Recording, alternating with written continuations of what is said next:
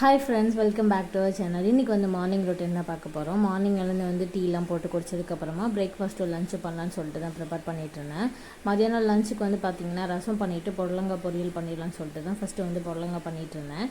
Next வந்து morning பிரேக்ஃபாஸ்ட்டுக்கு தோசை ஊற்றிட்டு அது கூட வந்து இன்றைக்கி பீட்ரூட் ஜூஸ் போடலான்னு சொல்லிட்டு ஒரே ஒரு பீட்ரூட் எடுத்து அது தோல்லாம் சீவிட்டு மிக்ஸியில் அடிச்சுட்டு அது கூட கொஞ்சமாக ஹனியும் ஒரு லெமன் வந்து கட் பண்ணி போட்டு அதை கொஞ்சம் நேரம் ஃப்ரீசரில் வச்சுட்டேன். நெக்ஸ்ட் வந்து ரசமும் வச்சதுக்கப்புறமா மார்னிங் பிரேக்ஃபாஸ்ட்டுக்கு வந்து தோசை தான் ஊற்றிட்டுருந்தேன் என்னோடய ஹஸ்பண்ட்க்கு.